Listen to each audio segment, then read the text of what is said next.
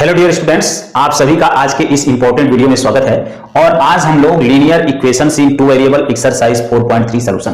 तो बेसिकली आज हम लोग class 9 math chapter 4 linear equations in two variable exercise 4.3 question number 6 और क्वेश्चन नंबर 7 हम लोग स्पेशली सॉल्व करेंगे।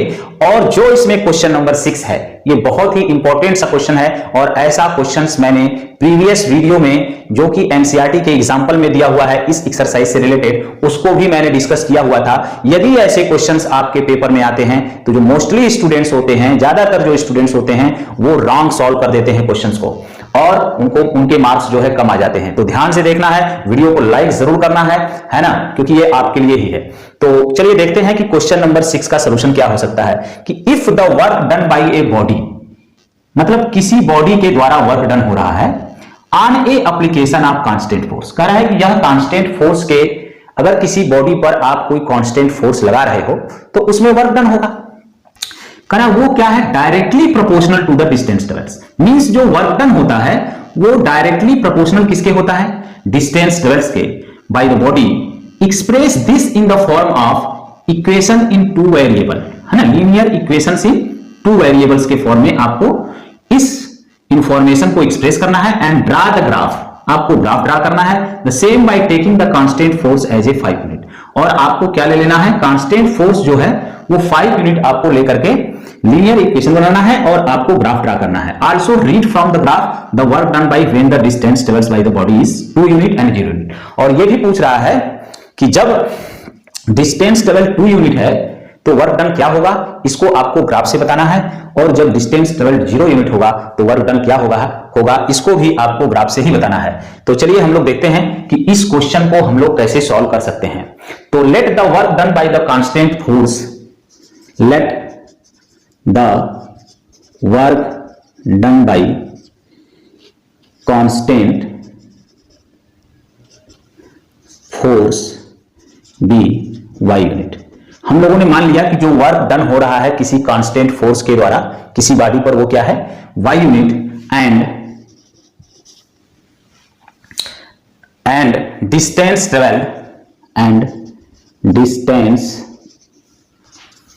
Travel be x units. ये तो ये हम लोग मान लेंगे।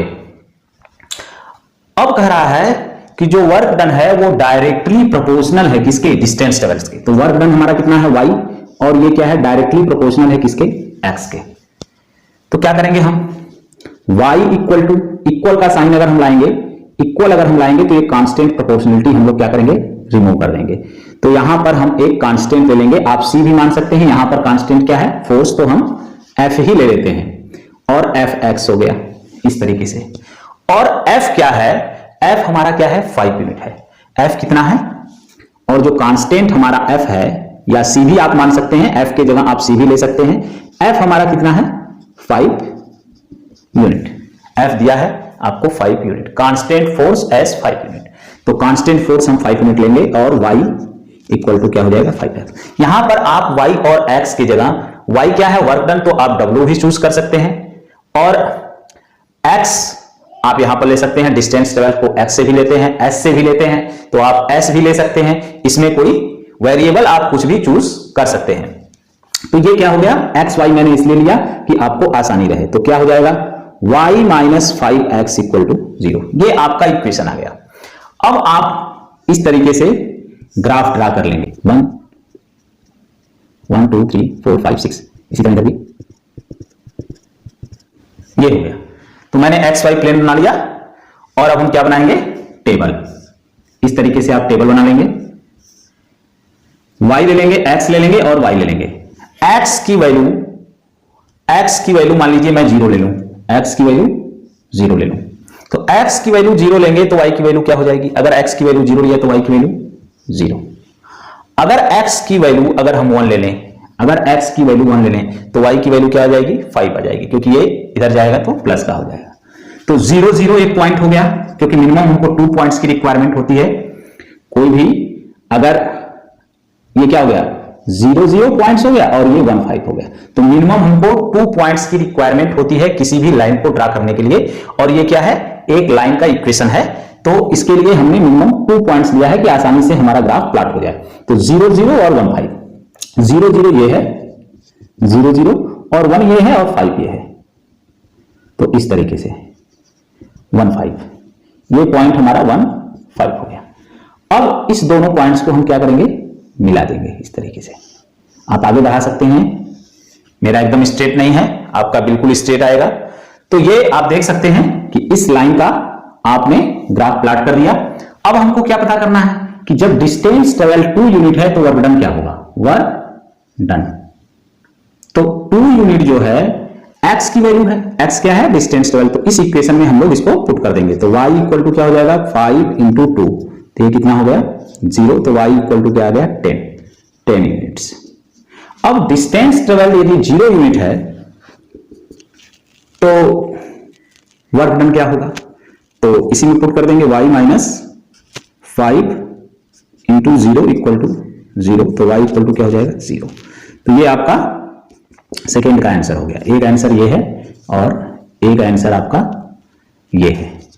तो देख रहे हैं कि जब डिस्टेंस ट्रेवल 2 यूनिट है, जब डिस्टेंस ट्रेवल 2 यूनिट है तो आपका क्या आ रहा है वर्क डन 10 यूनिट्स, और जब डिस्टेंस ट्रेवल 0 यूनिट है तो आपका y क्या आ रहा है 0। आप यहां से देख सकते हैं कि जब x 0 है तो वर्क डन क्या आ रहा है 0 आ रहा है।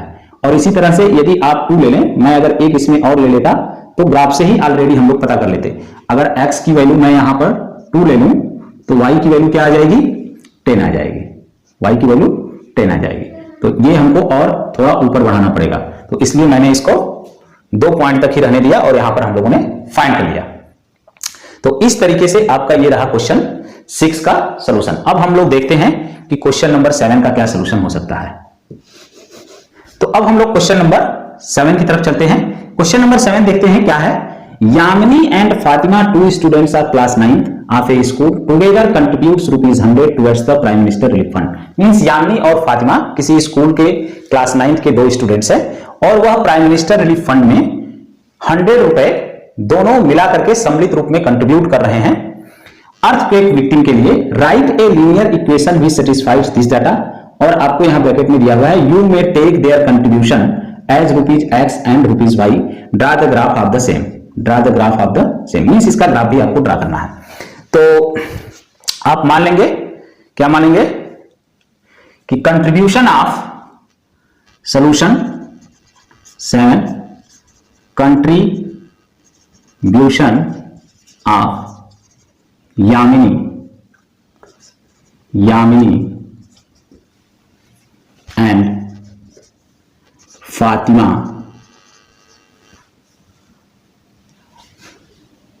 respectively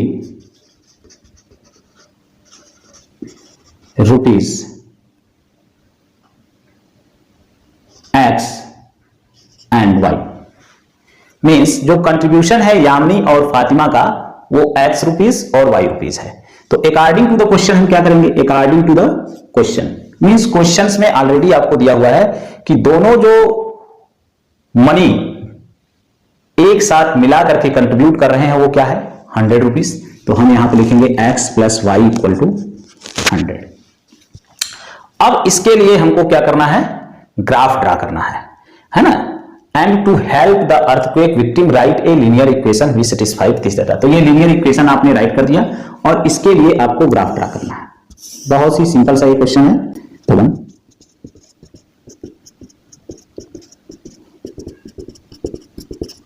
अब टेबल नहीं, टेबल बनाना बहुत ही आसान है। एक्स वाई, एक्स की वैल्यू यदि हम 0 ले लें, एक्स की वैल्यू 0 ले लें तो वाई की वैल्यू क्या आ जाएगी 100, और एक्स की वैल्यू यदि हम 50 ले लें तो वाई की वैल्यू क्या आ जाएगी 50 आ जाएगी। x की वैल्यू यदि हम 50 ले लें तो y की वैल्यू क्या आ जाएगी 50। यदि x की वैल्यू 0 लिया तो y की वैल्यू 100। तो आप स्केल चूज कर लेंगे क्योंकि ये थोड़ा बड़ा सा डाटा है, तो आप स्केल चूज कर लेंगे। स्केल आप कुछ भी मान सकते हैं, स्केल आप चूज कर लेंगे स्केल की 1 centimetre equal to 50 unit, 50 unit इस तरीके से। तो क्या हो जाएगा, या 50 रुपीज आप कह सकते हैं क्योंकि यहां पर रुपीस दिया हुआ है। तो 1 सेंटीमीटर इक्वल टू 50 रुपीज। तो ये क्या है पॉइंट आपके पास 0 100 और ये है 50 50, ये दो पॉइंट्स हैं। तो 0 तो यही है 0 और y क्या है 100।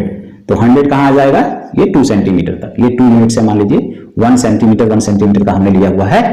तो इस तरीके से ये आपका आ गया, ये पॉइंट, सॉरी ये पॉइंट आपका आ गया, ये क्या हो गया 0 100 और 50 50 है। तो 1 सेंटीमीटर इक्वल टू 50 रुपीज है, या 50 रुपीज आप यहां पर लिख लीजिए 50 रुपीज। तो 150 हो गया और y भी, ये भी 50 हो गया। तो इस तरीके से आप ग्राफ प्लॉट कर लेंगे।